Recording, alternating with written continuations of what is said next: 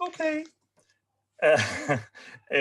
Don't if you want something stronger, you can have a dram. In my case, I'm on the Ishke. I'm on the Boyne water. You're all very welcome to the Mythical Ireland Library. I'm Anthony Murphy of Mythical Ireland. This is Live Irish Myths in Conversation. This is episode number 12. And this evening, my esteemed guest is Dr. Niall Gregory, archaeologist and logboat or dugout boat expert. And we'll get to the reason why I'm saying dugout boat momentarily. You're all very welcome to the series. We are not on every Monday. It is interspersed with the regular Live Irish Myths. Perhaps this evening the series is somewhat inaptly named because we'll probably be talking more about archaeology and very little mythology this evening. But anyway, not to worry. If you want to support the series, you can make a donation of €5 at PayPal. That's paypal.me/Mythical Ireland. If you want to support Mythical Ireland, become a patron, patreon.com/Mythical Ireland. That's patreon.com/Mythical Ireland. All of the previous episodes of both the regular Live Irish Myth series and, of course, the Live Irish Myths in Conversation series are all on the Mythical Ireland YouTube channel. That's easy to find, but if you can't find it, just go to youtube.com/Mythical Ireland. So, Dr. Gregory, welcome to the live stream. And I should start by just briefly saying that until about just less than a month ago, you and I didn't know each other at all, had never met, didn't know you from Adam, and vice versa. I knew of you, Anthony, Mythical Ireland, that link, that was about it, really. My infamy goes before me. And something happened at the end of April that we're going to talk about in the show. But in the meantime, I'll do what I always do with the guest, which is to, ask you to introduce yourself by way of telling us a little bit about your background, where you're from, and crucially, how you became interested, not just in archaeology, but in the specific area of Irish dugout boats. Sure, thanks, Anthony, and hello to everyone that's attending. I'm delighted to be here. I'm from Dublin originally, and born and bred. I spent a lot of time growing up in Wexford, and for the last 20 years now, I've been living in Cashel and Tipperary. So that's my home now, and I very much can't be moved out of the area, seeing as being married into the town as well. But Cashel, a very famous historical, mythological and archaeological location. Are you within sight of the famous rock with all its monumental features on top? Well, we're outside the town, but if I stand on my toes by the kitchen window, I can just about see it lit up at night. The round tower. That's about the extent of it. Yeah, the hedges and the trees. It's very spectacularly lit, and they light it up in different colours at certain times to celebrate things. Yeah, to celebrate various occasions. Yeah. So, Niall, how long ago did you become interested in archaeology, and what led you sort of to this area of specialization? Okay. I became an archaeologist by accident. I didn't actually mean to be one. I was in, I was in college in UCD, student degree in arts, and at the time that I was there, for the most part, in first year you take 3 subjects and drop one, and then you continue on two for your degree year. So I was doing economics and philosophy, and I suppose I was shopping around to see what was going to be my third subject, and the options available to me were only Welsh and archaeology. So I sat in the Welsh lectures, and I thought, this is it, an 100% honours rate with virtually no work at all. So it seemed like the ideal third subject. But my son's mother suggested that perhaps I sit in on the archaeology lecture. So it just so happened that I sat in on Professor Gabriel Cooney, Dr. Gabriel Cooney's lecture at the time. And to be honest with you, I was absolutely blown away. I was smitten. by it. I was a poor history student in school. I was very poor at remembering dates, but I was just absolutely blown away, and that was it. Archaeology became my principal subject, and on into the degree year. But concerning the boats, I've always been very interested in boats, and we were introduced to sailing within our family at quite a young age. Myself, my brother, and my sister. We have a heritage of sailing within my father's side of the family. And excuse me, just going to clear my throat for a second. Perfectly okay. Yeah, don't worry. So yes, so when I was shopping around at the time of finishing my degree, I was going to do postgraduate studies, and I was trying to decide what I was going to do, and I decided on dugout boats. I suppose one of the reasons was from remembering seeing it in a Ladybird book, the dugout boats. It was history of the ships, and they showed cavemen by the edge of a swamp and a mammoth in the background, and them using the stone tools and carving out a dugout boat. So I suppose I became fascinated with that. So it seemed like a logical sort of situation that I combine the sailing and the archaeology together. So very much my two interests. And the dugout boats were ideal, given the fact that they're found in virtually every single freshwater environment in Ireland, including in stratified conditions on cranoes as well. So they seem to give me the best sort of terms of versatility, because I had started off my career working with the National Museum at this particular time as well, and I've been working in underwater archaeology. So all these things just came together, and it seemed to be the perfect choice to be able to go along and pursue this path. Yeah, and when you were younger, were you a sailor, or was it boating on a river? Was it boating at sea? Was it for angling, or? Oh God, no, never angling. No, I was just useless at fishing. I caught an eel once and I was fed to the dog, but that was the extent of it. Another time I caught a boat full of kids. That's where the line went. I thought it went off one way, it went off a different direction altogether. So no, I just gave up fishing. I decided it was a very dangerous pastime. But no, we were sailing. So we used to sail from Dunleary and get involved, sail and participate in the local sailing competitions, the regattas. Yeah. So, we used mirrors, 420s, other types of boats as well. So it was very much dinghy racing and dinghy sailing that we were doing. But we also had the opportunity as well to crew yachts off to the continent on our school summer holidays as well. So brilliant. That was a fantastic experience. So you got your sea legs at an early age. Indeed, yeah. Yeah, it's a peculiar segue though. I can see where the interest in dugout boats comes from if you're interested in sailing. But it's interesting that you should find yourself suddenly interested in archaeology, not being, as you say, much of a history student. I have to confess, and I've often done on these live streams, that I was actually quite a poor history student in school. And to be honest, the more recent history of Ireland didn't interest me very much, especially the post-plantation stuff and all the stuff about the the stuff that people seem most interested in these days, the rebellions and Easter 1916 and the War of Independence and all that. I was more interested in the older stuff, but there wasn't very much of it in school, unfortunately. Gabriel Cooney is very well known to us. Of course, he lives in this area, and he's I would meet him, or certainly pre-COVID, Dr. Cooney would be at Newgrange at the winter solstice almost every year without fail. And of course, he has an interest in the Neolithic, a fairly substantial interest in it. So can you tell us when your first encounter with a dugout boat was? Was there a specific we don't call them excavations. Was there a specific time when you got up close with one and you said, yeah, this is definitely, as in a sort of a confirmation of that interest that you had?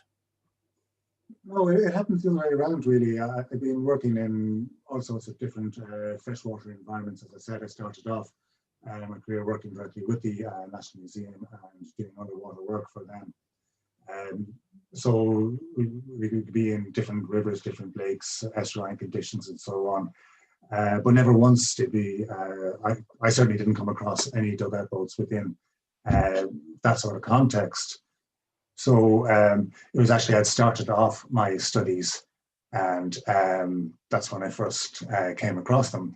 The very first one I was invited to have a look at, it was being housed in the pond in the Irish National Heritage Park in Ferrycarrig.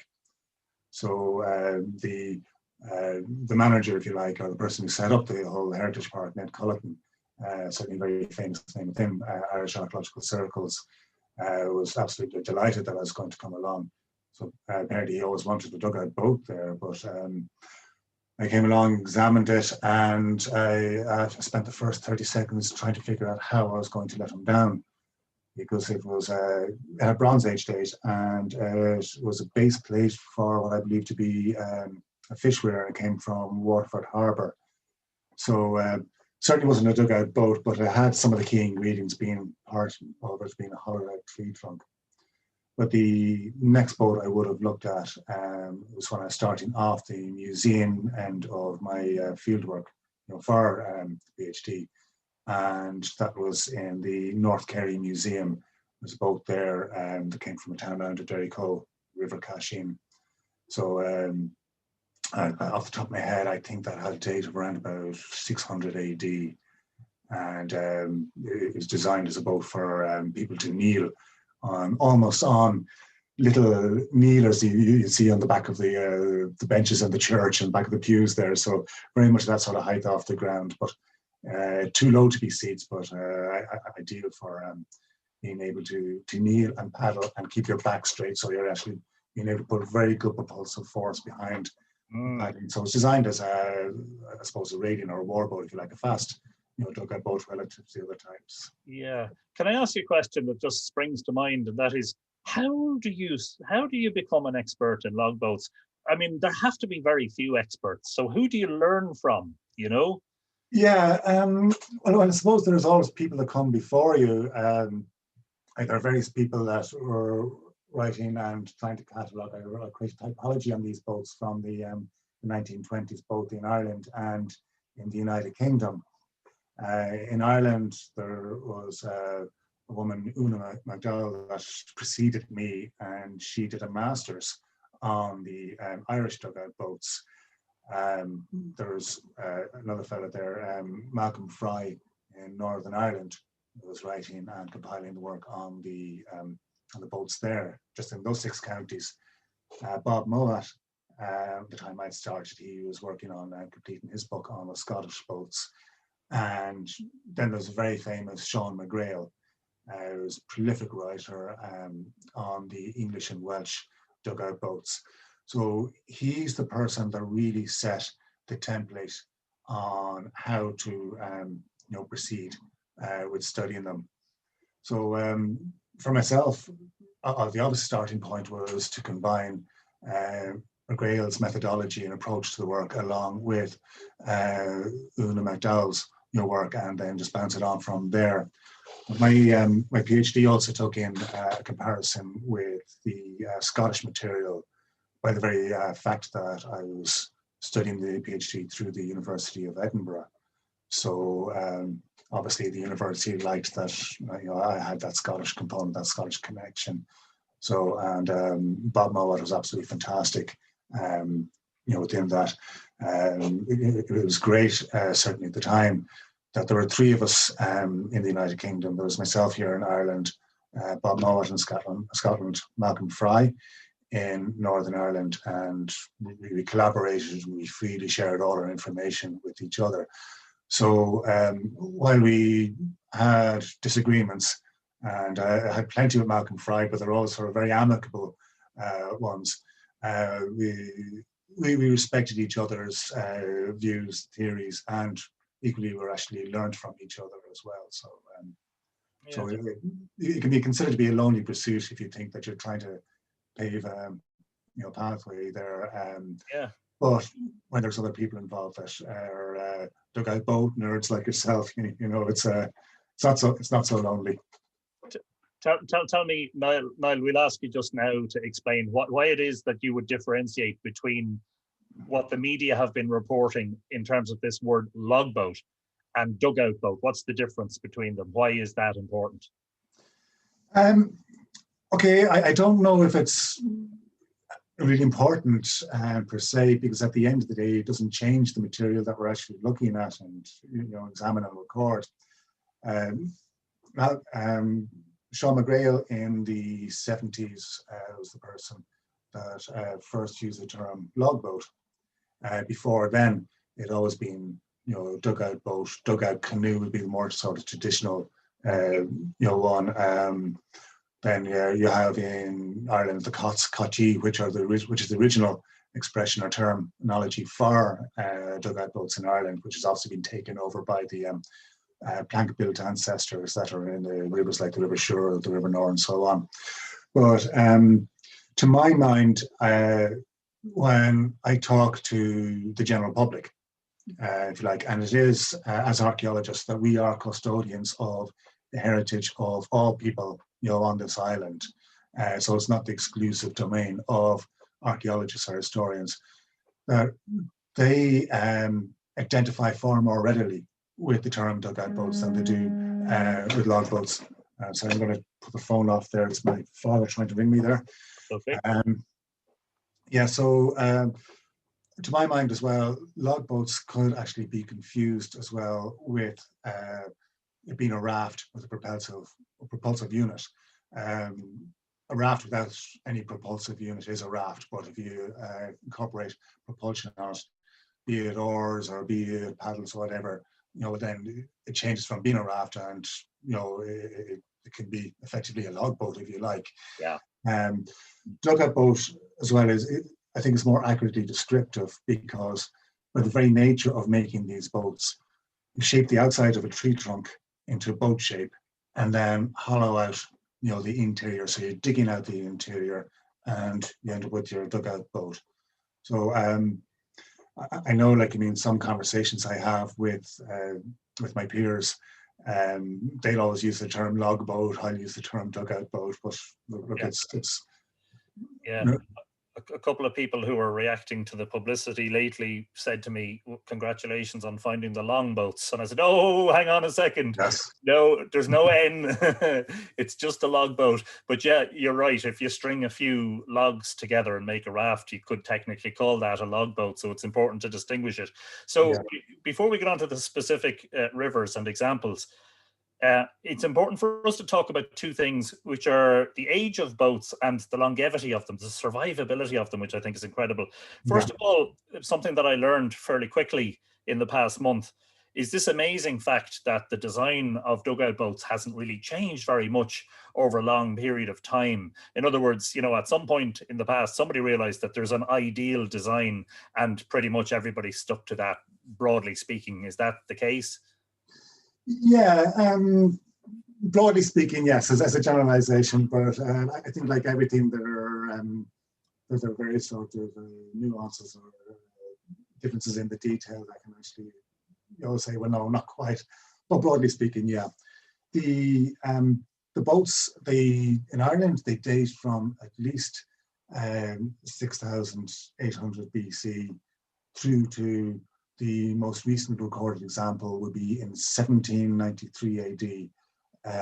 Faulkner's journal in Dublin was a gazetteer, and it recorded an elderly lady paddling her dugout canoe down the River Liffey to go and buy firewood and take it home. Wow. So I think the very fact that they recorded that shows that those boats were a rarity at this particular time. But the earliest dated ones we have is about 6,800 BC.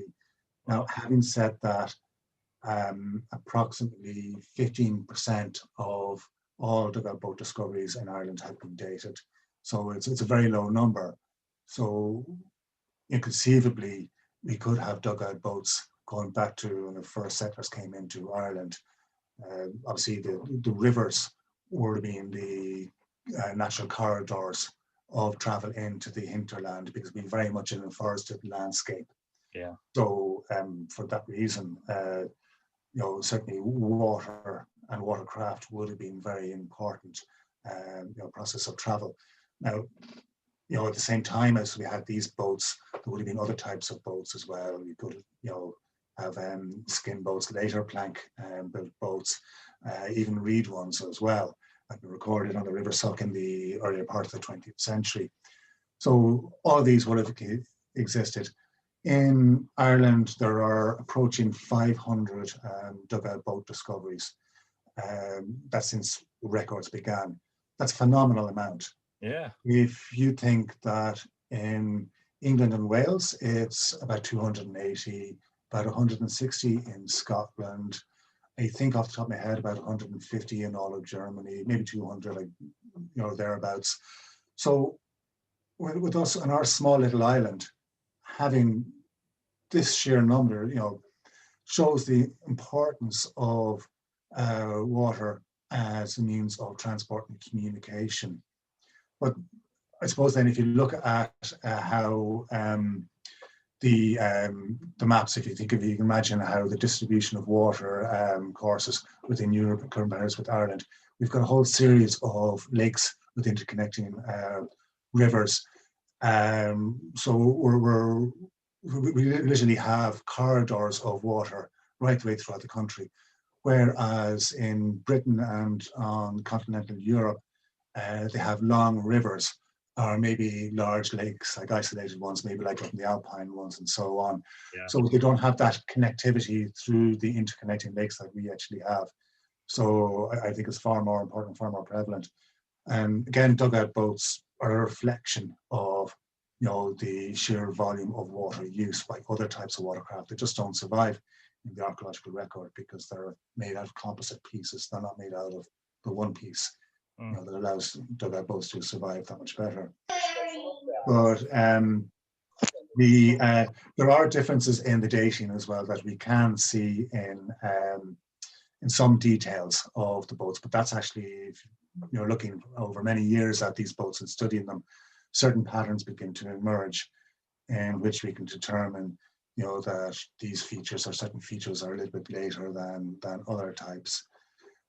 We do have different hull shapes. We do have different basic sort of shapes. The McGrail in the 70s gave about 5 different typologies of the boats, and they're based on the hull shape and how they emulated modern craft. But it's a bit of a cul-de-sac in terms of thinking of these boats in that manner, because for example, a barge shape is one of the types that he actually described. So we would think, and naturally think, well, if this is a barge shape, this boat must have functioned as a barge, which is actually not the case. So it actually ends up starting to cul-de-sac our thinking in terms of how we should be approaching the study of these boats.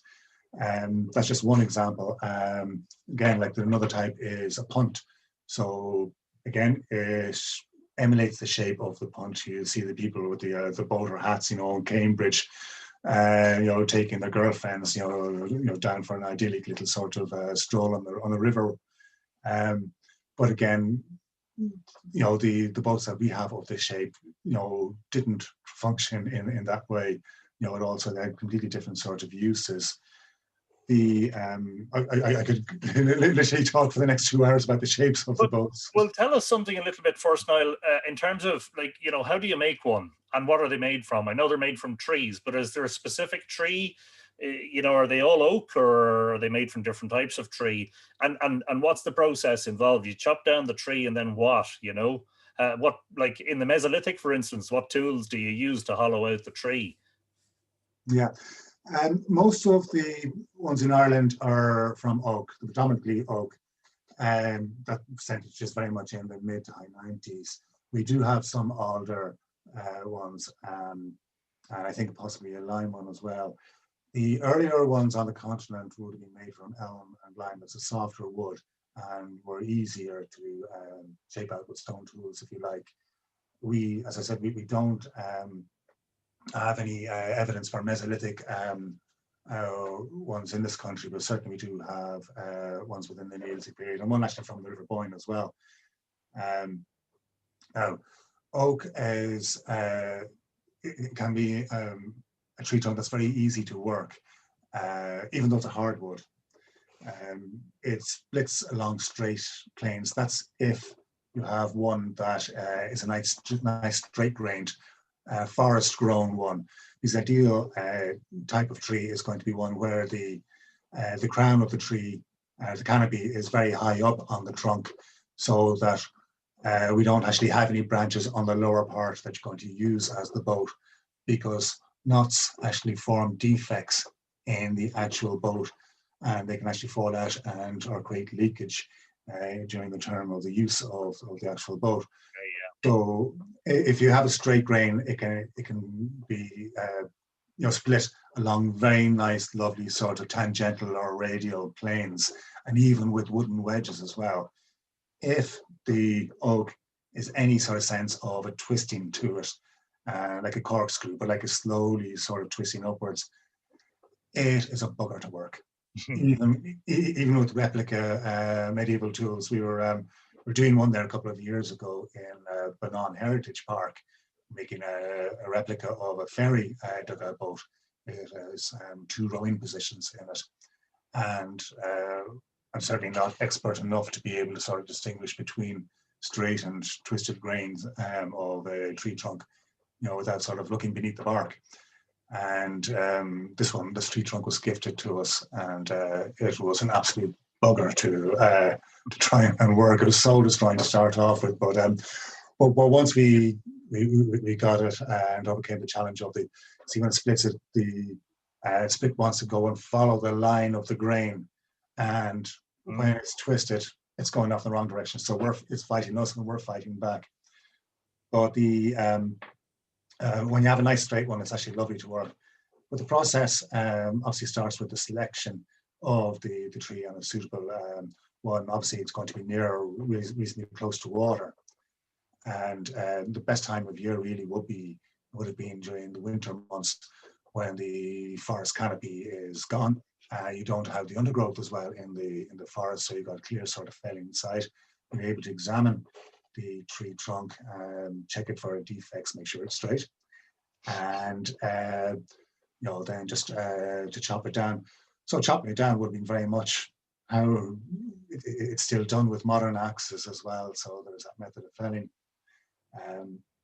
No doubt they would have reduced the amount of excess wood at the felling sort of site. So they would have taken the sapwood, for example, off. The outer 10% or so of the tree trunk is sapwood. That's a softwood, and it's no good. If it falls apart, very easily. So it's got no structural integrity. So it's a hardwood. The new growth is taking place on the outside of the tree, is it? That's right. Yeah. So as the tree grows and it expands and it grows new rings, that sapwood then becomes into the core, the heartwood at the center, and that's the usable, part of it. So that excess can be taken off, and maybe it's moved offsite, or maybe they carry on working on it. We have no evidence of any dugout boat manufacturing sites. I know that there was an excavation in Wales there a few years ago, and the archaeologist believed he has one. However, it's not the situation at all. He found a couple of parallel runnels leading towards the river, and he decided that was how you were going to hold the boat in place while you were making it. But the practicality, it doesn't work that way. You have to be able to shift and roll it. The outside of the tree was made shaped into the boat. So using the tools that were to hand, be they stone or be they metal ones. And once that was done, then the hollowing process started. And is that a laborious process? I mean, just say, for instance, hypothetically speaking, you put yourself back around 5,000 or 6,000 years ago in the Mesolithic. Can you envisage how many people might have been involved? Is it a case of too many cooks spoil the broth, and it's it's a 2 or 3 person job, or is it a 10-person job? And how long would it have taken them, do you think, to make a boat back then? Yeah, from experience, I've made a few of them now, and it's very much too many cooks. Feel free to show us if you have a picture of the one that you made while you're talking, if you want to show us that. Yeah, sure. I'm fascinated to see that. I'm just going to share screen here now, if you just bear with me. I think that will help us sort of, visualize the process, Right, certainly. This is some of the lads now from Boyne Heritage Park making, this particular boat. This is the twisted tree trunk that I was saying that we had. We're not seeing that. We're just seeing the thumbnails. The thumbnails, okay. So if you just share screen rather than individual folders or whatever, you should be able to. Okay, I'll try that again. Yeah, no problem. Technology is. Sure, look. Oh yeah, here we are. Yeah, I have it here now. So can you see this photograph? I'm just seeing a white screen. There we go. Aha. Okay, yes. Great. Brilliant. Okay. Technology is failing me there for a second. Yeah, these are some guys from a place called Atlantic Lodge in Kenmare.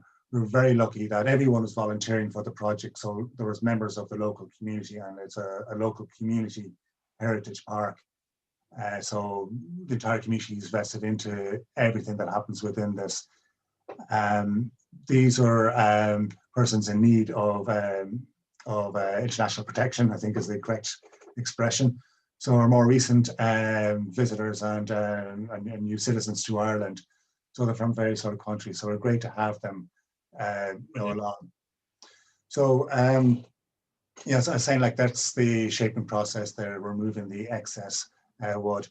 If you can see here, if you can see my cursor there, you can see the lighter sapwood that I was talking about there, and then the darker heartwood. So that looks like a big tree. What is the girth of that tree? It looks that's it was great to have this tree that we were gifted it. But to be honest with you, it was one of the worst. It was actually the worst tree trunk I've ever worked on. It was everything that could go wrong with it did go wrong with it. The girth, I think it was about 90 centimeters or so diameter. That's with the bark on it. 3 feet. Yeah. Thereabouts. Yeah, just a little bit under. When it was growing, it looked as if we were going to have a beautiful 12-meter long straight-grained tree trunk, and I was thinking, okay, this is going to be fantastic. It's going to be ambitious, but we're going to make a replica of a boat from Lower Lough Erne, from a townland of Crevenish. And this particular boat was originally 11.5 meters long. Today it survives at 10.5, and it was a sailing dugout boat. So I was able to bring the sailing back into it. I thought it was going to be a very ambitious sort of project, in particular because we were using these replica medieval tools as well, for the first time. Brilliant. Having said that, once it arrived, after it was felled, you could see massive knots in the tree trunk. This is the root end of it here. So the knots were very much up at this end. Massive ones that ivy growth was actually covering. So we thought, okay, look, we can't go and do that. We're going to go to plan B, which is to make the replica Derry Cove boat, the one I mentioned, at the beginning. That was from Kerry, and it had 7 or 8 paddlers, the people that were kneeling in the boat. So we carried on, we were working towards that, and we found then that one of the massive knots had let water come into the tree trunk during its life, and that caused a seam of heartwood rot right the way through. So we had to cut our cloth to measure again and go for a plan C boat, which was the rowing one. And even then, because we had further sort of defects and issues, we actually had to alter. We couldn't make the replica that we wanted to make, but we made, it pretty much approximating the original boat, albeit just a little bit smaller. So these are the medieval tools that we're using. I'm just going to go back to the other slide there again, just to point out about these axes. You can see they're very sort of different blade lengths. This is a bearded axe, so it's quite a broad blade, whereas this one here now is a very narrow blade on it. So as we were working with the medieval toolkit, we were learning the process of how best to work with the tools. And one of the things we're actually finding that this one here will bounce off the tree trunk, because it was very much designed as a shaping axe, not to go directly against the grain. So banging against the grain of the heartwood, just causes, with a broad blade, just causes it to bounce back up. Whereas you're using the narrow axe, it's much more easier to bite in. So we kept on having to replace a lot of our handles as we were working as well. Right, okay. So you had this trial and error thing that undoubtedly the early logboat builders or dugout boat builders would have had the same trial and error, because like that, as you say, it's only when they come to actually shape the tree they realize that it's full of knots. Just a quick question that comes to mind, Niall, is you mentioned the root end. Is that important to? Do the boats generally get carved with the bow at the root end and the stern at the branches end, or does it matter? Generally, it always seems to be, or almost always seems to be, the stern matches the root end. Right. Okay. Now, if you think of it, that as a tree grows, it tapers as it increases in height. Yeah. So obviously, the root end is going to be the broadest sort of base. Some of the boats that we have that are very much cargo boats, if you like, where they're looking to maximize the internal space, they keep that taper, that natural taper of the tree trunk right the way throughout its length. So they're actually keeping that that internal volume space. So for that reason, they'd want the crown end, the narrow end, to be the bow end, because that's easier for it to glide through the water and create less hull friction relative to its shape. So how long did it take this project? I mean, from the time the tree arrived until show us the finished product if you have it. Yeah, certainly. Some idea of how long it took. Was it hours or days or weeks or months? 40 days. 40 days, wow. Yeah, 40 days. Yeah, it sounds biblical, but we originally, in all honesty, thought it was going to take 16 to 20 days. And everyone was volunteers, so we were working at weekends. Yeah. This included as well having to do, repair and make new halves as we're carrying on, doing the work as well. But so it's painstaking work. Yeah, but it was because of the twisted grain and the extent to which it fought back. I never thought that a twisted grain would actually create such a problem, or really just lengthen the actual work that was involved. But it certainly did. Yeah. This here you might be able to see here is just a very faint seam with the heartwood rot as well. Mm-hmm. So with this boat, we actually had to do a cheat as well. We had to use stainless steel pins going through the bow, because the heartwood rot was so extensive. It would have meant they would have had no boat at all for our efforts at the end of it.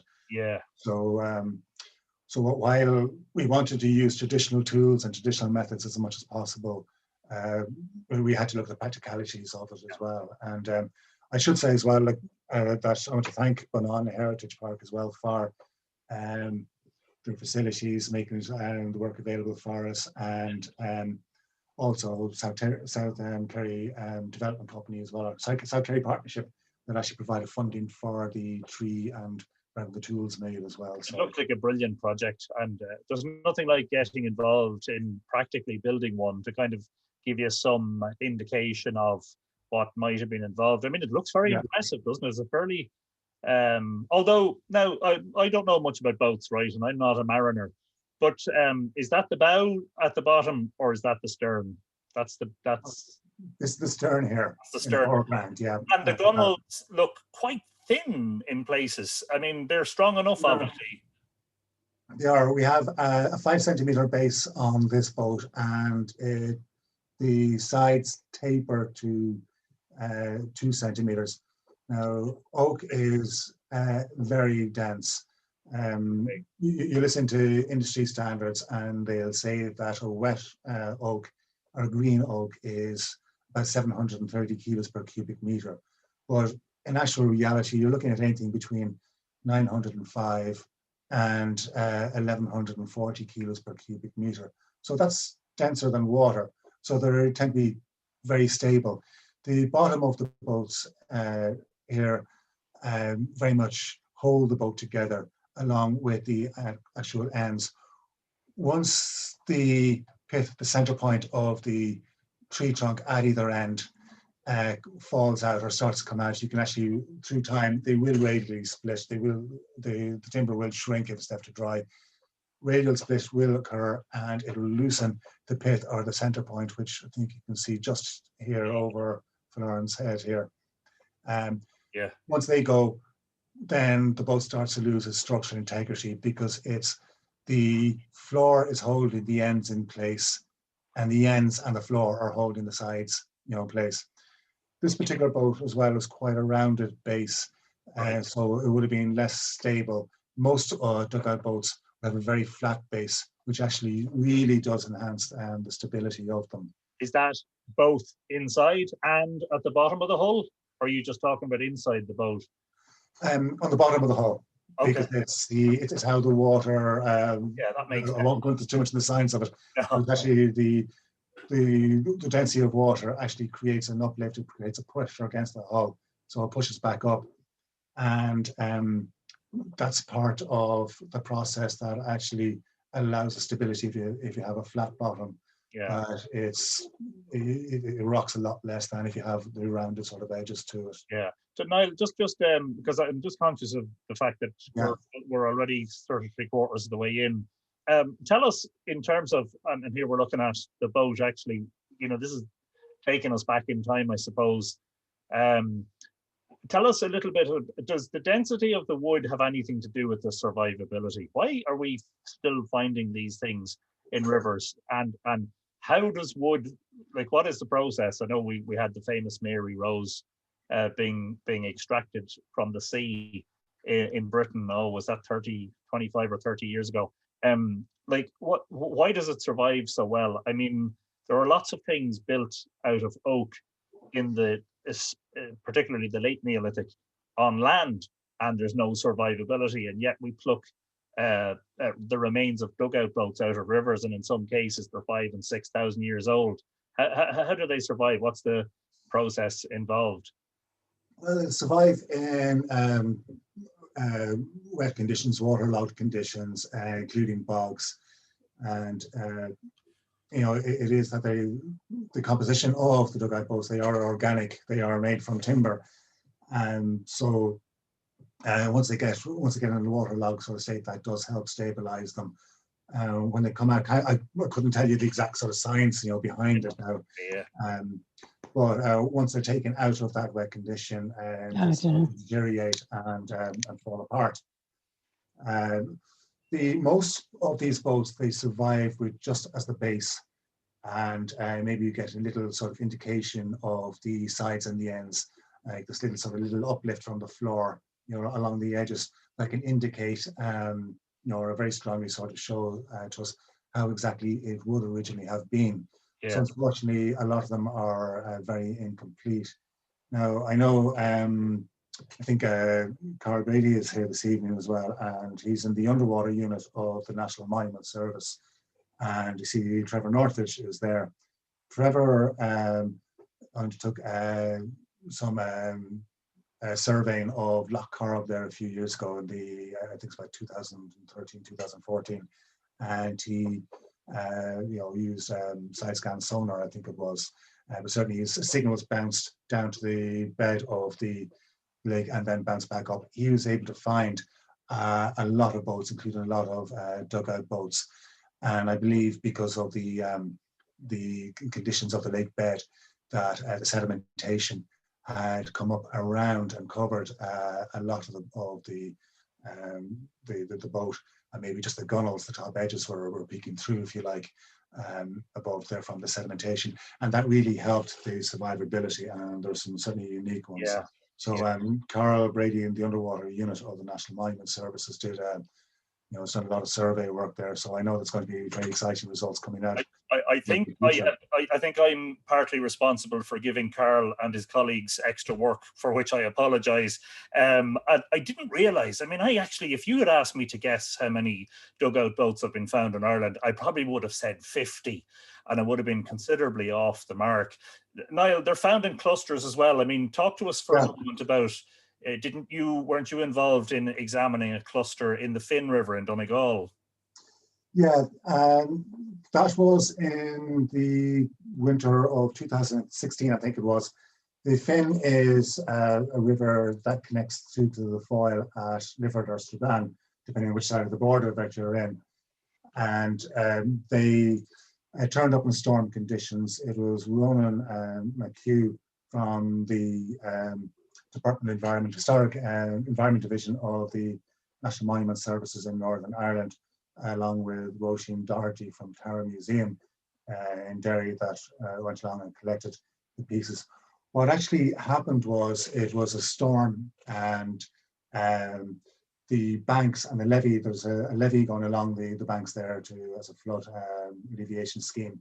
Yeah. The pressure of the water on this particular night in November, farmer described it as creating an explosion that sounded like a bomb going off, and a section of the levee burst its banks, and it has scattered detritus and timber and materials over a 400 square meter area. Wow. And turned the material into matchwood. So I had the opportunity to visit their stores in Derry and actually have a look at the boats, or the material that was actually left. And what I can best describe it as was a bundle of wood, very fragmented, very fragmented. Yeah. And it was it was like just a pile of matchwood, if you like, oversized matchwood.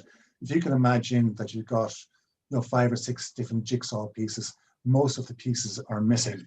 And you have to figure out which jigsaw belongs to which. And then once you separate them out, then decide, okay, where they were to make up the picture. And you've only got a few pieces of them that are actually left. And with this, then the work really starts in being able to determine how the boats would originally have been. Well, if I can just interrupt, Niall, and say this is where that nerdy interest and the extensive knowledge that you guys have comes into play. I mean, it's a forensic job. To the average Joe looking at those, they wouldn't have a clue that they were anything other than pieces of tree that had floated down in a storm, and wouldn't take a second look at them. Yeah, and that's including archaeologists as well. Like a lot of archaeologists wouldn't necessarily recognize them for what they are. Obviously, if they're complete, we all know that it's going to be a boat. If it looks like a boat, it is a boat. But with these ones, it's much harder to say. But there have been boat discoveries through the years on the Finn and the Foyle rivers at 3 specific sort of locations. So they're recognized for what they were. And there was actually a fellow called Andy Sides from the Locks Agency that had turned up to examine the damage, recognize them for what they were. So it wasn't even an archaeologist. He got in touch with the Northern Irish National Monument Services, and which is great because we had some unique discoveries from this as well. We had the first evidence. Now I know that there are colleagues of mine that argue with me on this, but it's always good and healthy to argue. Yeah. But I believe that we actually have evidence for punting positions.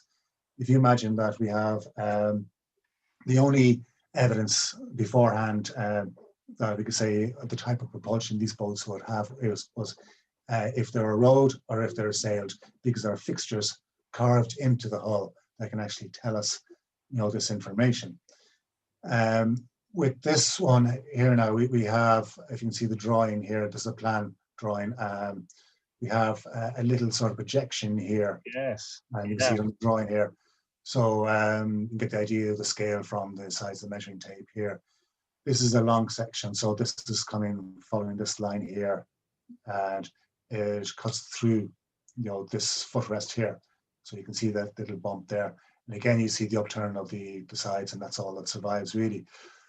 But if you can imagine that this is a footrest here for the right foot, and Yeah. this is a footrest for the left foot. This Yeah. is the stern, the back of the boat.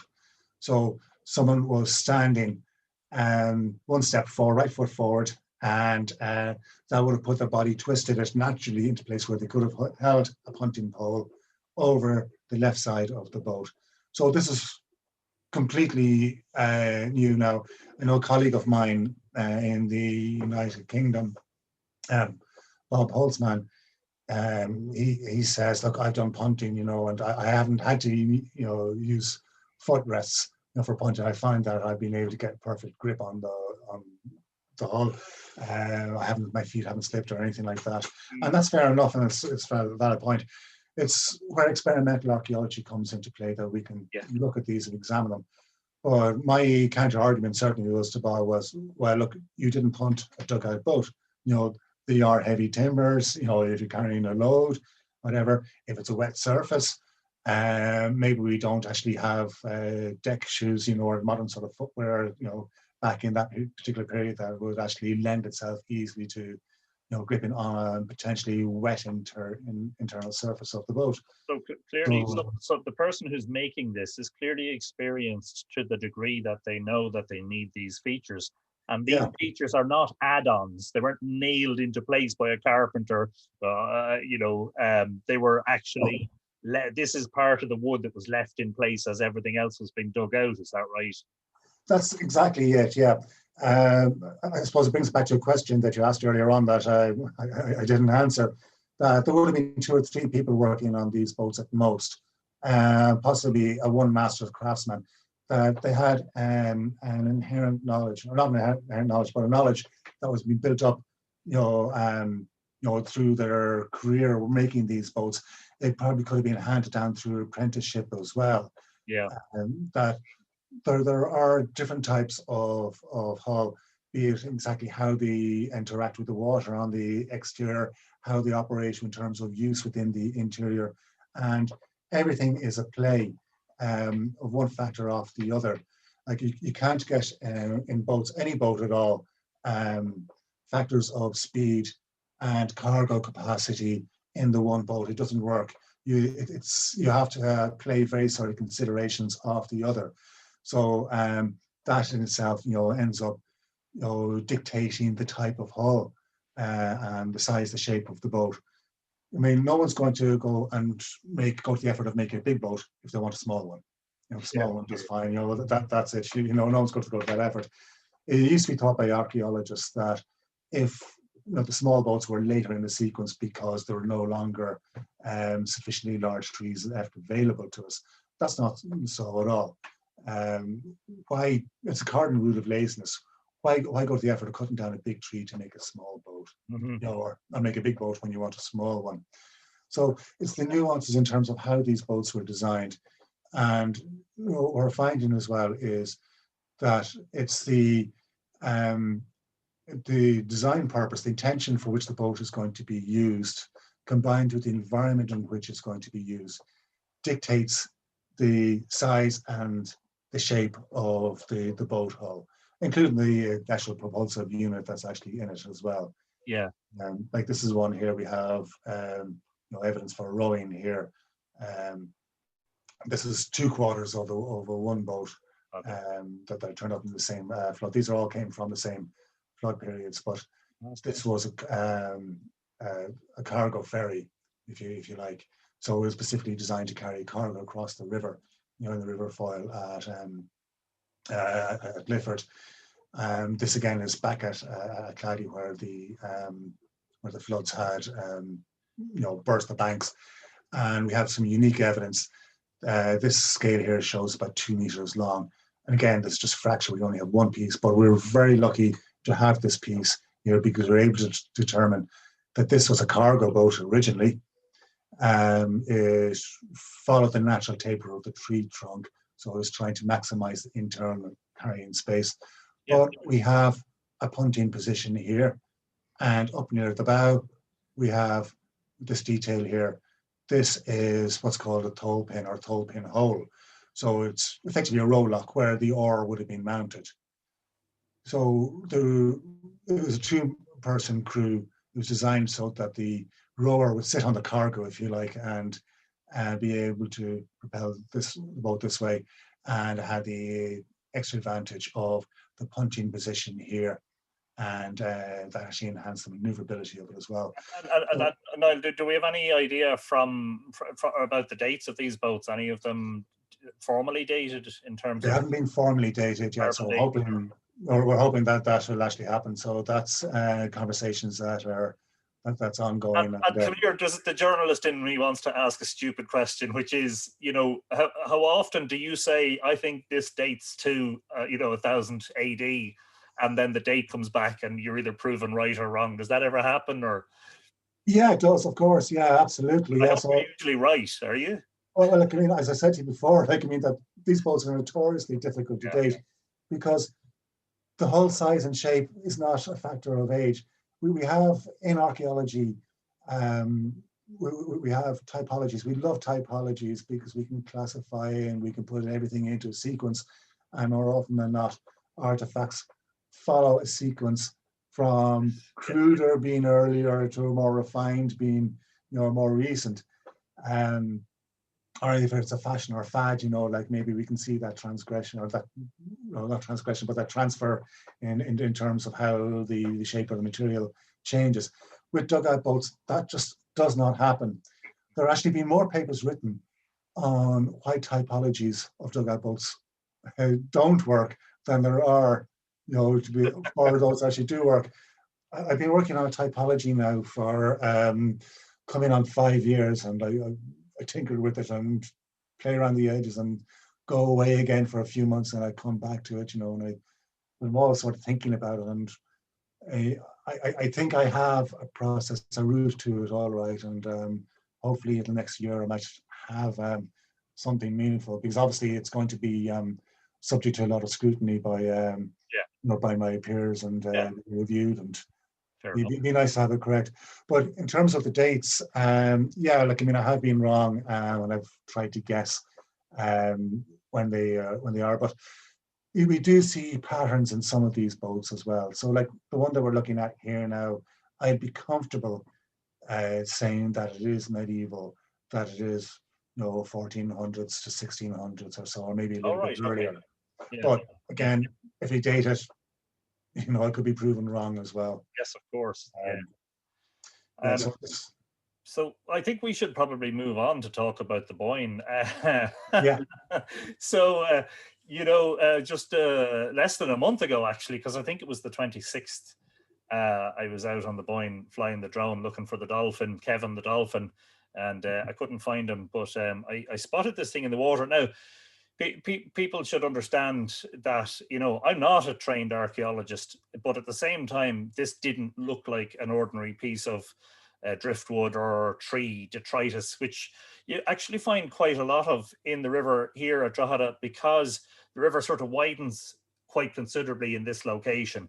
But it also gets shallow as it widens. And I think that's the reason a lot of tree trunks and branches get stuck there.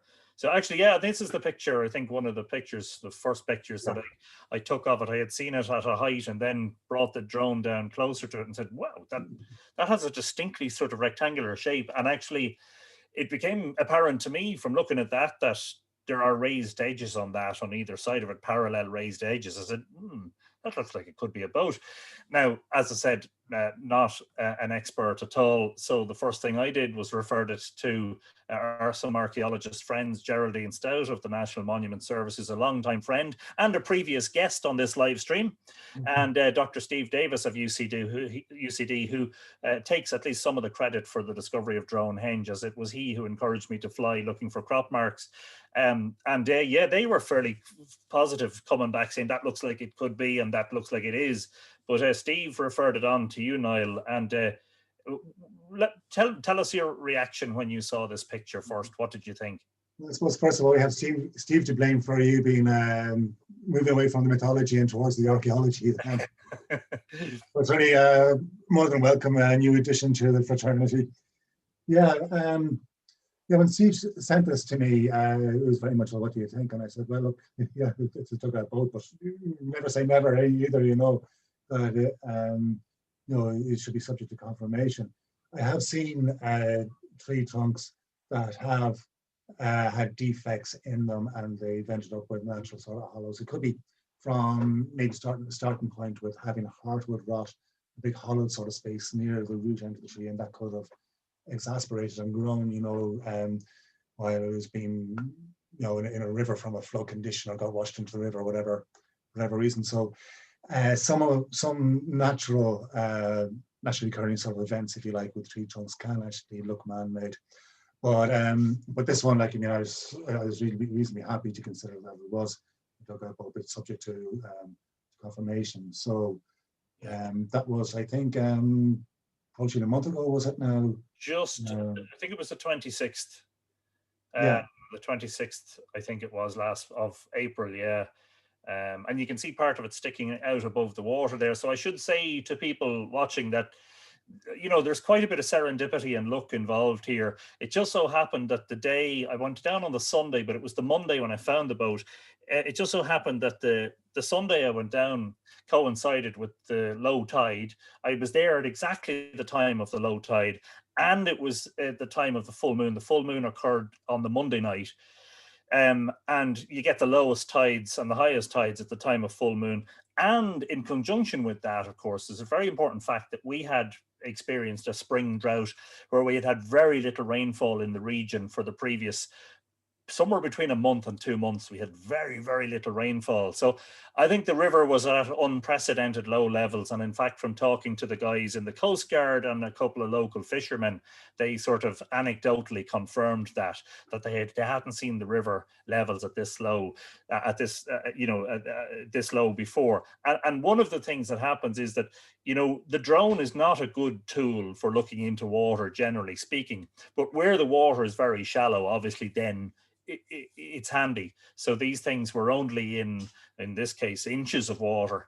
And in the case of one or two others, a little bit deeper. But then I've flown over them in the interim when it maybe an hour before or after low tide, and I haven't been able to see them because they're obviously a couple of feet deeper in the water.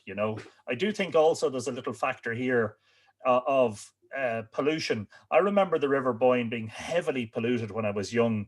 There was raw sewage pumped into the Boyne River, but there was an interceptor sewer built in the town about 20 or 25 years ago and took all that away. So the river is cleaner now than it was before as well. But anyway, you never told me about the sewage when I went into the river a month ago. No, thankfully it's cleaned up. A thing of the past, yeah. So do you want to have a look at this is what we call boat Mell 1, because Mell is, I think, the townland. That's right, yeah. MELL. And then this one I reported to National Monuments, and initially I think there was a little bit of confusion, and that's perfectly okay. Initially, it was suggested that it had been previously reported, but later it was confirmed that, in fact, it was a new discovery. But then boat number 2, Niall, if you want to just show us a picture of boat number 2. Yeah, sure. Boat number 2 was certainly reported to National Monuments before. This one is very different in a way, isn't it? Well, like as soon as you look at it, you say, geez, that looks strange. Tell us what we're seeing there. Well, obviously, it looks already much more substantial in terms of the width. I should say the previous one that we looked at, there wasn't any scale to it, but it was I think about 60 centimeters wide, was it? Something like that now, I can't quite remember. But this one is quite a bit larger. It's looking about a meter wide here. It's not complete. Now it's upside down, and it had a lot of sort of soft weed, short weed growth growing on it, so it was almost like slimy to the touch. Yeah. But I believe that the other part of it has been found, and that the National Monument Service, the underwater unit of the National Monument Service, do know about this this boat. Yeah. And they know where the other half of it is, if you like. It's upside down now. It's following very much, you can see a taper where this end here is the wider end. the narrower part is narrowing as it comes up this direction here. Obviously, we don't actually have the bow end, over here. So it's showing that it's following a natural taper to the tree trunk. It's very, very thick base as well, and very thick sides, unusually sort of thick sides. But so that means it would have ridden lower in the water. But having said that as well, it has flared sides to it.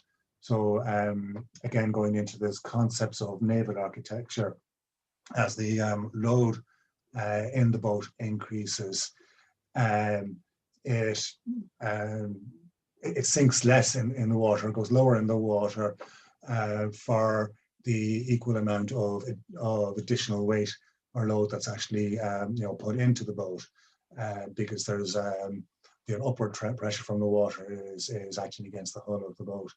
So again, this would be very much a cargo carrying boat, given the fact that the taper is there in it, following the line of the original tree trunk. So again, showing that looking to maximize the internal space. Now, I think this might be the stern end here, but perhaps the underwater unit have also had a look at it and may, say differently. I know that they're planning to, get into the Boyne at some stage in the future, and we'll certainly be able to learn more, from them about it when they actually do it. I should say that when we were looking at these boats, we were being as unintrusive as possible. So we were touching but not moving the boats we were leaving in situ. Because if you can imagine, like you've got riverine muds there, that's actually helping, adhere the trees, these boats to the bed of the river. That if we start moving or dislodging it, and there's a flood conditions come along, that means we could have effectively irretrievably create the losing of this boat. So we're being very conscious of these sort of things. So and again, it was in conditions where it looks nice and clear there. When you're actually up close, it's actually a lot harder to be able to sort of see what you look at when you're recording. So it was very much, under field. But I did have the assistance of the Irish Coast Guard there as well. So they came along and gave a hand holding the measuring tape and things like that now. It looks like it was made from a very substantial tree. Yeah, absolutely would have been. So I think it's just over 1 meter wide. I think it was 1.4 meters wide. So if you add another 10% onto that, so you're looking at 1.2 meters might have been the original diameter of the tree trunk at the root end.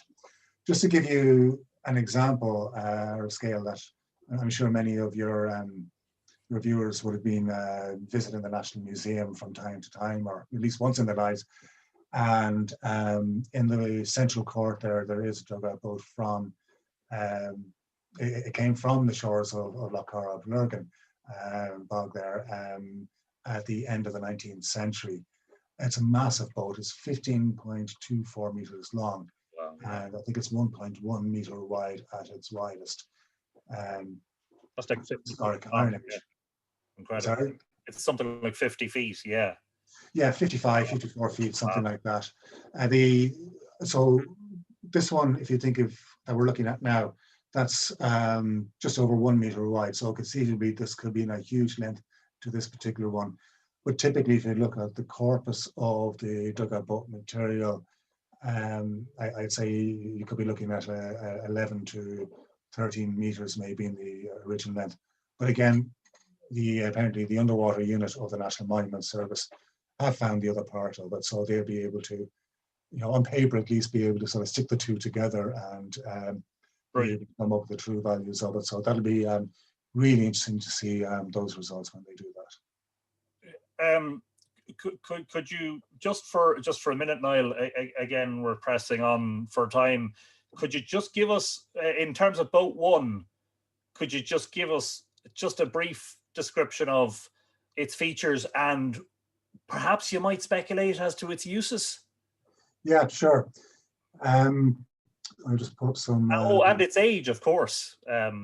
We should, if you think that you would put your money on it, Yeah. I suppose, well, the age, first of all, just from the nuances of it, I certainly believe that it would be medieval, from about 1400 or thereabouts. That could be a bit earlier, it could be later. But as you correctly said, that it's very parallel sided. I'm going to put up the photograph there. Yeah, you can see it's very much parallel sided, very sort of straight.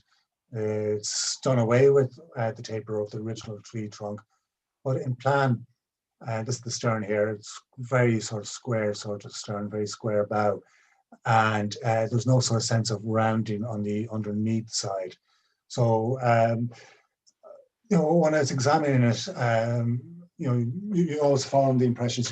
You approach these, how you examine these sort of sites, almost like forensically, if you like, in terms of you're looking at if it's in situ, the scene setting around it, if there's any sort of material that could relate to it, like it could be in a harbour sort of situation. Obviously not in the middle of a river, but if it was against a river bank, that might be sort of a cut into the riverbank to be able to hold it there, so that could be contemporary. But we go through the processes, and then we look at the actual boat itself, the material, the quality of the timber that is looked at, the extent of the original tree trunk, how much of the tree trunk was used, whether there's defects in it, going right the way through then into the actual shape and size of the hull.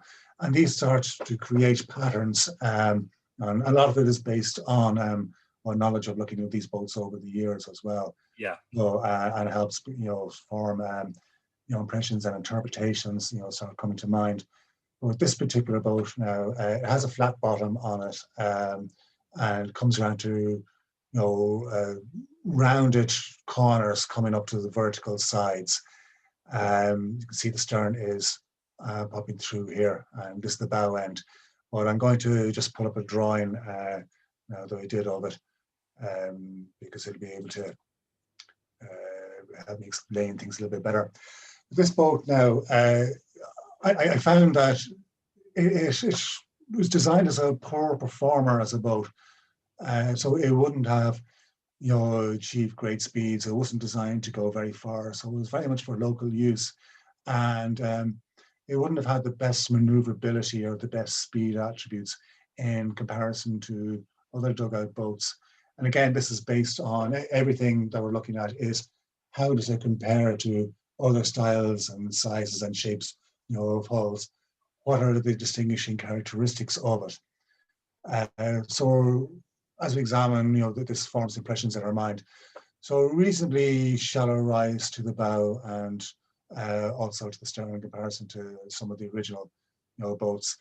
We have a flat bottom here, rounding corners. You can see this cross section here is taken from here, A and A hyphen there, if you like. So one side was missing, so the side here was missing, and this one here was quite complete. So you can see the rounds here a little bit. So there is still an element of the original tree trunk in that rounding element over there, because more often than not, they tend to be very sort of vertical. It's very square ends as well. So it wouldn't have been a great performer in the water. So it was very much designed, to go to some sort of location and do task at hand. And this is the part that was really intriguing for me, because a lot more attention seemed to be given to the design of how it functioned in the interior rather than actually how it could function on the exterior as a boat. Okay, yeah. We have these ridges here. Now, at first impression, they're we call them ribs in the solid. So they're carved like the ribs of a boat, but carved out of the natural timbers. Now, some people say that these are skeuomorphic functions, that they're there to emulate the plank-built boats, but why go to that effort just for show? So more often than not, they were probably used to hold planking or flooring to keep the people and the contents inside the boat, above the water that may have come in from the process of paddling. But this one was completely different because they were much thicker. They're nearly 20 centimeters or so, wide. And as you can see here in the longitudinal section of the floor of the boat, that they're more pronounced rise on the interior than towards the actual ends. And again, if you look at the floor of the boat, the floor is 5 centimeters thick here, but it doubles to 10 centimeters thick at either end. So these are combining to show that they've got some level of a functionality, and it seems like, I mean, the two have to relate in some way to each other and keeping this lower space, if you like. So the impression that I was getting was that this was a floor area that was going to be wet, was going to be kept wet, or as a consequence of the tasks at hand, it ended up being wet. So maybe this is sort of the dry areas of the boat, you know, be it where people sit or where they keep whatever items that they actually want. And then this little bit of white here, that's not a defect, that's actually showing a hole. So we have a 2 centimeter wide hole through the stern of the boat. And it's set of about 45 degrees angle in relation to the main body, the main floor of the boat. So this is quite unusual, because usually we can get these holes in the floor of the boat and being 2.5 centimeters or a little bit wide, or maybe 3 centimeters. And these are a manufacturing technique called thickness gauges. But this is not the situation with this, because it's in the wrong place. And there's no sign of wear or a tear or anything else like that. So it was definitely there to hold something secured in place. So just looking at the relationship between all these elements, the only reasonable conclusion that I can come to, and I'm certainly open to being corrected as well by anyone that's here or, you know, at a later date, but it's designed to hold something over the interior of the boat. So what I'm looking at is, I was thinking reed gathering, but then I didn't know how this a pole coming here or a rod would actually work with that.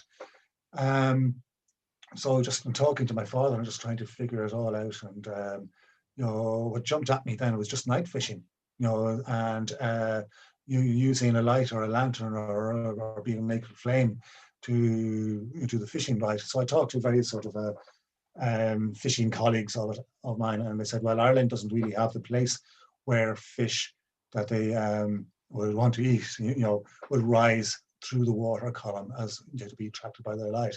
But what it does do is it hides the fishermen from the fish at night, and the fish are more docile and much easier to catch, and you actually literally spear them out of the water.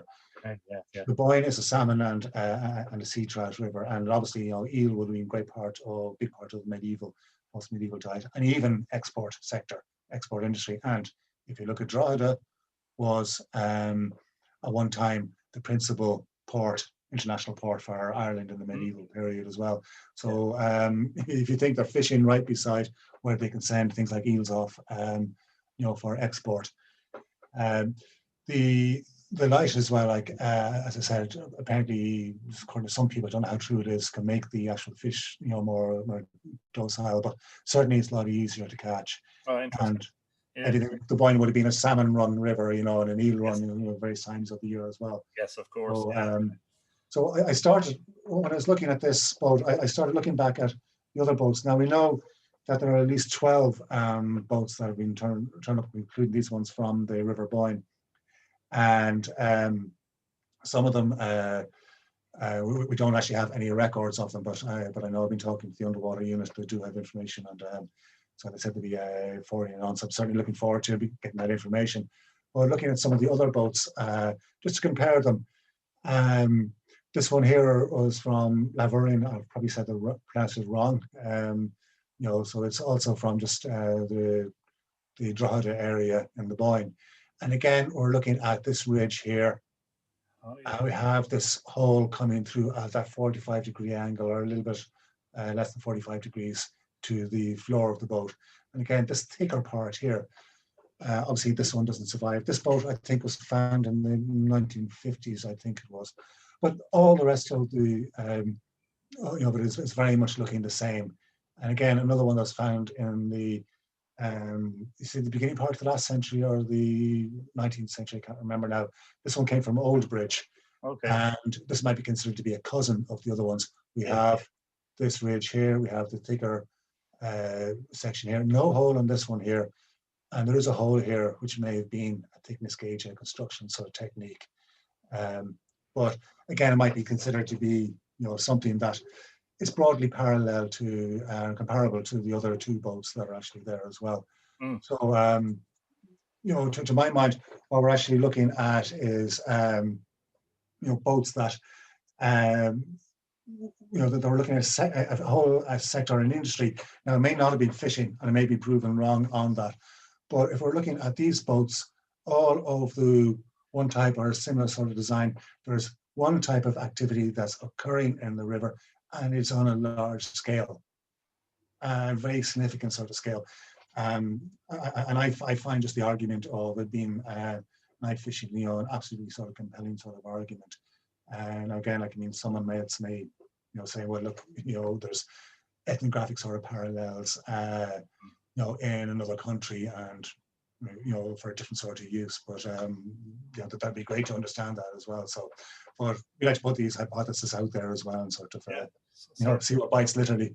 Absolutely. I should mention Anne McCallum, who's one of our regular viewers, did ask the question about 10 minutes ago, what was the 2 centimetre hole for? Very astute and excellent observation skills. There are a number of questions. So Niall, we'll probably just wrap up in the next couple of minutes, and then I'm going to take, if people want to ask live questions. Paula McElrath earlier on asked, is there a minimum practical tree girth? What's the minimum in terms of these things? I mean, Mel 1 looks narrow enough, doesn't it? Oh, wow. Yeah. Just first of all, just point out, this is an artist friend of mine, Ray Lonergan, that enters into my brain and actually ends up, producing impressions. So this is one from Mel Townland. I've been on the left bank here, looking downriver towards Drogheda. And you can see Millmount here as well in the distance. Brilliant. Ship. So this might have been something that was actually occurring, night fishing activity with quite a number of boats actually occurring. But in relation to the question there on the girth, there isn't any hard and fast rule to it, certainly from my experience. We do have ones like, there's one from the River Foyle at Strabane, and that was 45 centimetres.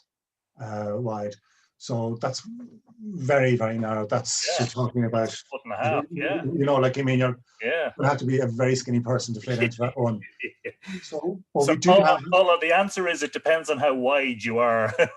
Exactly. Yeah. Just definitely didn't have a sedentary lifestyle anyway. I should mention that I think Tracy has just pointed out there that Ray is in the audience. Ray is watching us. He is, yeah. Hi, Ray. I saw him there earlier on. I would like to say a very special thanks. I mean, as soon as I saw this drawing, I can immediately tell that's Drogheda, because and the way the river curves and the way the town is situated in the background, and it's a lovely rendering of the scene as it might have been in the past before the modern houses and walkways and pathways and parks were built. Really, really brings it to life. Fabulous. Brilliant work. So Ray, this is a Drogheda person that's saying it, so I don't think you can get a higher compliment than that now. But in relation to the girth as well, like that one that I mentioned there, I'd be reasonably comfortable to say that it would have been a paired boat. So you can actually have two boats going side by side like that. So it could have been the tree trunk split, in half, and then made two boats that would have been the twin of each other. And like a catamaran or something. Yeah, we do have some evidence for that. We've actually got an unfinished one from the River Coyle in County Down that dates to 2700 BC, and it looks very unboat-like, but if you can imagine that it would have been paired, I don't actually have a drawing or a photograph of it to hand, but certainly we do have evidence of these ones in Ireland. So you can imagine just that the sizes and the shapes of these boats are as big as the imagination of the craftspeople, relative to making sure they function within the water. Absolutely. There are a couple of questions that I can just throw at you. Bianca McDonough was asking, why can't you use radiocarbon dating? And I think, part of the answer is you do, but only in a small percentage of cases. Why aren't we seeing more boats being dated? I'd love to see it, and I'd love to see it as being an automatic part of the process. And certainly I've been talking with the Historic Environment Division and the Tara Museum there in Northern Ireland about the process, because they're looking at what to do with the boats, because they're big timbers, and once they're discovered and taken out of the water, they start to dry out and deteriorate. So they have to go through a conservation process. So everything is a cost factor. So if you're looking at these sort of things, you have to look at the process from literally from the cradle to the grave, you know, with them, in terms of the cradle being discovery, the grave being what you ultimately do with them. Yeah. Whether it be on display, whether it be, you know, relocation or burial in a bog, like that's Northern Ireland environment agencies. They used to do that. I don't think they do it anymore. That they actually had a bog, the section of bog that they owned, and any of these large timbers, that they couldn't find a home for a display, that they couldn't find the funding to be able to conserve it, you know, that they would actually at least stabilize it within these sort of locations. The relation to carbon dating, yeah, it'd be great to see it actually happening, being a part of the process, but it is a funding issue as well. Now, when I was examining these boats recently, I couldn't take a sample from them because that's obviously a form of destruction. So I have to get special license, special permissions to go along, you know, and do this. So when I went along, it was to identify them and to do an in situ recording of them. But you know, if you think that there are so many other processes that are actually happening within Irish archaeology and sites that are being excavated, we don't have the funding to be able to put a roof on the Rock of Cashel. You know, we don't have funding for so many different things. So it's a small pot, and there's so many heritage projects that have got equal or greater sort of value as well. So it's a hard decision, it's a hard call, and it'd be great, you know, if there was, you know, some private benefactor that, or someone won the Euro Millions and just said, here, look, there you are, and gives it to the underwater unit, you know, the National Monuments, and says, this here, I want this money I'm donating to you. I want it to be used, you know, for the carbon dating these boats.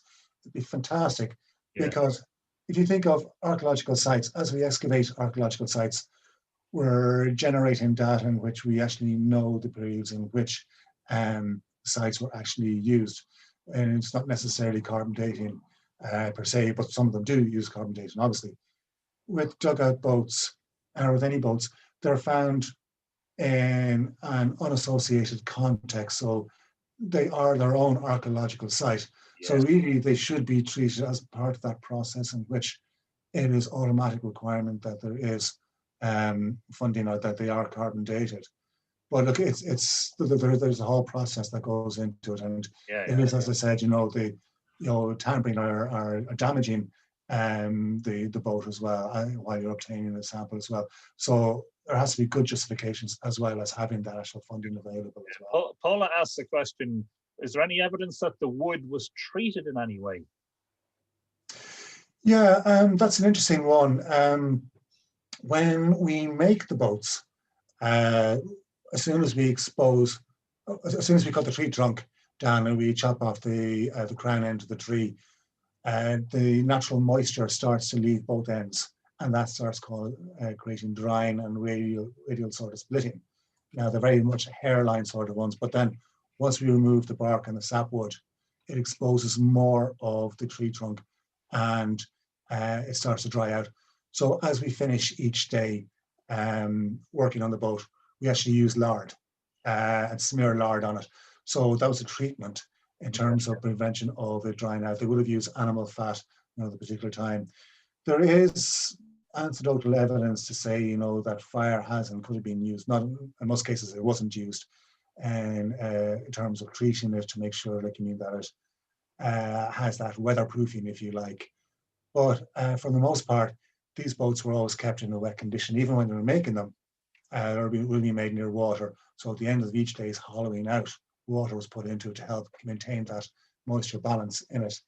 And there's evidence as well to show that some of these boats were left in an unfinished condition and found then, you know, in lakes or rivers in that condition, that they were obviously be kept moist, and then wait until whenever the builders had time to return back to it and, you know, do a bit more work on it. So that's really, there isn't a huge amount of evidence for the actual sort of treatment. Just that animal fat during construction, or maybe, some incidences of possibility of fire have been used to give it that weathering. But the treatment would be to keep it in the water, and that helps maintain its structural integrity. Brilliant. Niall, if you stop screen sharing now, we maybe invite, if there's anybody has a live question that you'd want to ask Niall just before we wrap up, just while we're waiting for a couple of people to say. I think Peter Woods has a question. Niall, just to say, I mean, we've been here for an hour and a half. It's only felt for me like 20 minutes. I mean, this is a subject that we could literally talk about for hours. It's fascinating. And in the space of a month, less than a month, I have learned so much that I didn't know just from conversing mostly with yourself and a couple of other archaeologists. And I find the whole thing absolutely fascinating. And I think, the survivability, the fact that, I mean, these are probably medieval, but that boat that was found at Oldbridge was dated, carbon dated, and it's the same age as Newgrange. And it's just incredible to think that you have this giant mound of stone and earth that was built 5,000 years ago that survived because it's so huge. But at the same time, in the bed of the river, you have this piece of wood that was carved by people, possibly people who visited Newgrange, possibly people who are bringing materials to Newgrange. That survived for the same age is something incredible, I might just invite Peter Woods. I know you've at least one question. Peter, are you able to unmute? Are you there? I don't see him. Hang on. Okay, I don't see him. So maybe I'll read his question out.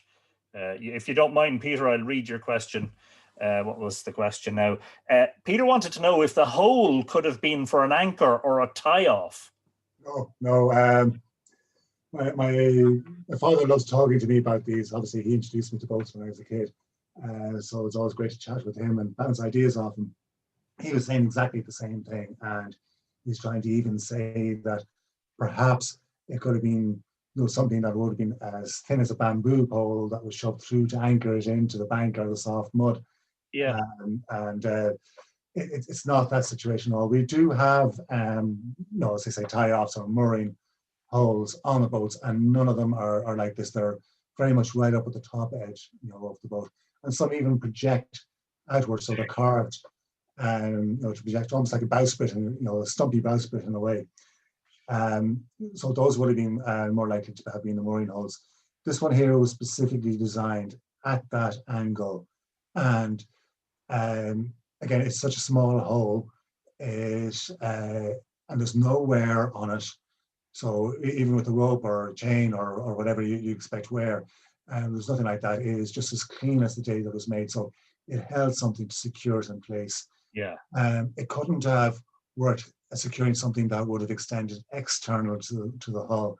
Because it just would have been it's not for a rudder mechanism or anything like that. No, nothing like that, and nothing like to rake the bed of the river or anything like that at all now. So it must have functioned in some way with the other physical features within the interior of the boat. As I said, and again, if you look at those two other boats as well that were returned to as well, they're all being made so that it would have been a poor performer as a boat, and there's a lot more consideration given to actually how these features worked on the interior, and there must be some level of interaction with them. Yes. So the only one that comes to mind is possibility of holding a lantern for night fishing. And I could be wrong, but yes, but by the process of elimination, it sounds like you could be right. Barbara Murphy, I think, has a question. Hi, Anthony. There you are. Quick question. You mentioned that that there's a possibility of fire being used as a hardener, sealant, and everything. What about using it as a tool like your metal tools for hollowing out the log? I do know that was something that was used in North America. Yeah, it absolutely was used in North America, and there's all sorts of accounts going back to the 18th century from travelers from Europe going to the New World, if you like, and to Oceania, and coming back with these accounts, and then saying, look at these boats that we have here. That obviously was how they did it. Maybe they used tools, but fire would have been the right way to go and do it. And I did experiments now when I was involved making one in the 90s there in Scotland with the University of St. Andrews University. And we were hollowing out a boat, and we decided, okay, look, we're going to light a fire in it, and we kept it as hot as we could for about 2 hours. And all it did was just singe the wood fibers, the frayed wood fibers from our axe work. So I was more than happily convinced, that fire was just not used, especially on the oak boats. But having said that, there's a colleague in the United Kingdom, Ryan. I'm trying to remember his surname. He did work at one of these places. I think it was Buster's Farm, which is a rebuilt, if you like, a prehistoric sort of settlement. So it's obviously living archaeology, sort of people live and work in it, their daily lives. So he did that with a tree trunk, a seasoned one, and he found that it could actually work. So he hypothesized as well that when you get oak boats that actually have hardwood rot at the root end of the base. So you see these ones where you can see like a small kid or a small adult could actually sort of crawl into the space of a living sort of tree. And that this was actually used, and these ones were actually favored and possibly used, in which the fire was kept going on the surface, if you like, of the area where they were going to hollow out the boat, and keep the fire going from one part of the boat to the other. So once they actually carbonized, if you like, the top levels of the timber, it was easier to rake out or to take out with stone tools. So there is that possibility. I mean, I just would have thought, no, there's not a chance of it, but he did the experiments, he showed that it works. And the open stern from the hardwood rot would have been closed with a fitted stern board or transom. So, inserted into a groove. So I was actually very surprised when Ryan came out with this. And it's great when you're proven wrong on these sort of situations as well. Thank you. I was just saying thanks, Barbara, for your brilliant question. Bernard Malloy, do you want to unmute and ask your question, or do you want me to ask it?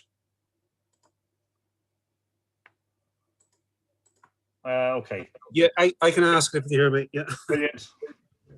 Yeah, just curious, like, is there a certain part of Ireland where these boats are mostly found, or is it just like, a good even distribution across the country? Is there a certain river they're mostly found in, or? Very good question. It's actually, the best way I can give it is percentage values in terms of environment in which they are found. In Ireland, it's roughly speaking, 70% of them are from lakes or former lakes that were, end up being drained in now boggy environments. About 25% from rivers, a handful of percent from estuarine conditions. We've got one from Gormanstown, Bronze Age one, so it's about 600 meters. It's around 600 meters out from the shoreline there. In the sea. In the sea, yeah. Yeah. No, that's completely unique one. It's very unusual, and the dugout boats are not seagoing, certainly not the ones from oak. So it ended up there having been washed out from a river, probably. Well, look, that's what I thought initially. I thought it was going to be either that, or it was going to be some idiot thought they could sail off to the Isle of Man, in one. And I mean, I know, like, we live in a Trump era and all the rest of it, but we don't have a monopoly on idiots either. But I was actually very surprised that I was wrong on both counts. It was designed to be used at sea, but it was designed as a very poor boat, and again for fishing, very much like a trawler. So it was going to be used for net fishing and as for a volume. It was impossible for it to have been, rowed or paddled or propelled in any effective or efficient sort of way. It would have been like, sort of, a blind one-legged man trying to walk to the shops. It's the best way you can actually, talk. It's so difficult. But there was enough information, there was enough evidence, looking at the material to say, yeah, this was a fishing platform, if you like, and it was a mobile fishing platform, and it was of a sufficient size that it could have, done that. But obviously, it didn't work. It sank. And sorry, I've gone off the topic there. The original question there was, what was it? It was something to do with, is there a particular area where most boats are found? Oh yeah. Distribution. Yeah. What we actually have now is out of that 25% of the river boats as well. I like to revisit that, and it will be in terms of looking about which proportion of those were in interconnecting sections between lakes. And therefore, should you really be looking at them within a lake environment rather than a river environment, So it'd be interesting. And then also looking at the hull size and shape to say what that actually tells me. That's something I want to revisit. If you look at the continent and the United Kingdom, the percentages are reversed. It's about 70% are from rivers and 25% from lakes. And that's, again, if you just look at the unique topography of Ireland, that we are quite literally a country of lakes, that we've got the Erne Basin, Upper Shannon reaches. I'm going to pull up, if you don't mind, just do a quick share screen and show a distribution map, if that's okay. Yep. Great. I'll try and hit the correct button this time. I did it, I think. So here's one now. If you can see this now, this is out of date. This is from my PhD, which dates in 1997. There are just over 400 boats recorded here, but we're now approaching 500. The triangle, sorry, the circles here, these are all from lakes. The triangles are from rivers. Here we have a cluster there from the River Foyle there at Lifford, Strabane. And we didn't have much information in terms of the Boyne along here. We've got a couple of them there now. So, but you can see the concentration of them is quite literally along within Ireland's lake environment, coming over towards Lough Corrib here. So this is, very, very sort of strong concentrations. At the particular time of this, PhD, we had only a handful of boats from the Lough Corrib area, but it's because of Trevor Northridge's work and the follow-up work from the underwater unit of National Monument Service that there's a lot more there. I think it's 20 odd or something like that, that's been found. So obviously this map needs to be updated, but it gives you a sense of where they are. There are hardly any in the south of the country. It's amazing. Yeah, interesting enough. The Three Sisters rivers there now. That was the first corner of Ireland that was deforested, and we have a lot of information on that in terms of the Anglo-Norman families, the Prendergast, the Roaches were coming along and literally just harvesting everywhere they looked for timber, for the for charcoal, and also for shipbuilding as well, especially for the English Navy. Yeah. But if you think that's the closest point to the United Kingdom, there's the Three Sisters rivers and the Slaney. They're navigable. It's also the first location where we have the cot tradition, being the plank-built variety.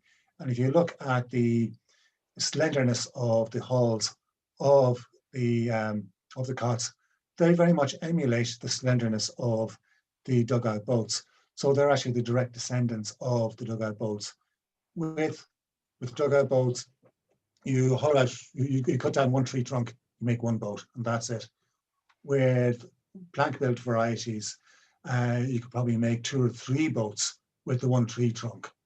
So it shows that they actually had to change the techniques. And the reason why the dugout boats, in my mind, actually survive the length of time that they actually do is because of the trick and how they're actually made.